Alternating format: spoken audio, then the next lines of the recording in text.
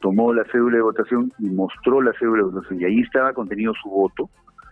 Entonces, eso implica que hizo público el contenido de su voto y, por lo tanto, es una conducta, sancionable penalmente. Corresponde al Ministerio Público, en todo caso, como titular de la acción penal, evaluar pues, si eso, ¿no? Si esa conducta se ha dado, se ha materializado, y, en todo caso, proceder conforme a sus atribuciones, ¿no? Está, en cuanto al extremo de la conducta de hacer público el sentido del voto, hay que decirlo, sí es una conducta penal, ¿no? Es una conducta prevista como una conducta, un ilícito penal y por lo tanto con una sanción penal. Del pueblo. Rápidamente nos vamos a enlazar telefónicamente con Jorge Jáuregui, abogado especialista en temas electorales. Bienvenido, doctor Jáuregui, a Exitosa.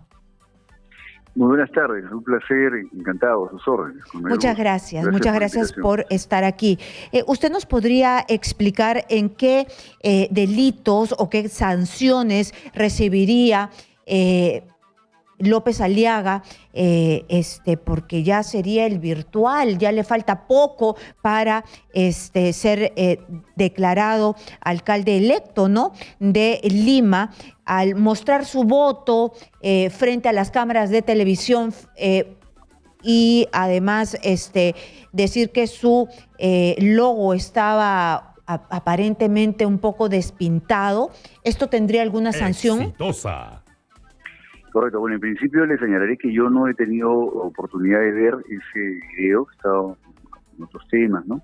Pero la conducta que usted describe, ¿no?, el que un elector haga público el contenido de su voto, el sentido de su voto, es una conducta prevista en el Código Penal como una infracción penal, ¿no?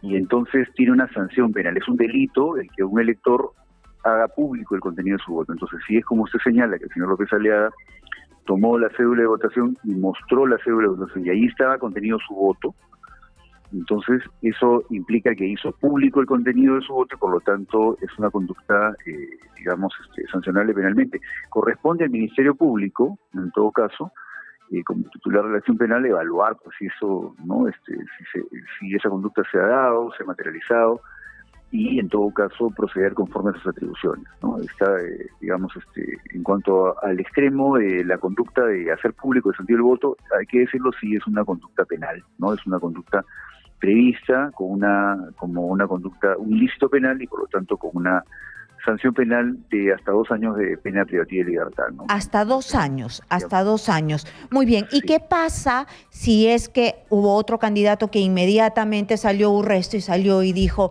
esto es el colmo, se está infringiendo la ley electoral y están saliendo a decir que el logo está despintado y yo he visto que mi logo, Podemos, está bien pintado, y dio el nombre de su logo en plena campaña electoral o en plena jornada electoral de votaciones? ¿Eso también es una infracción? Correcto.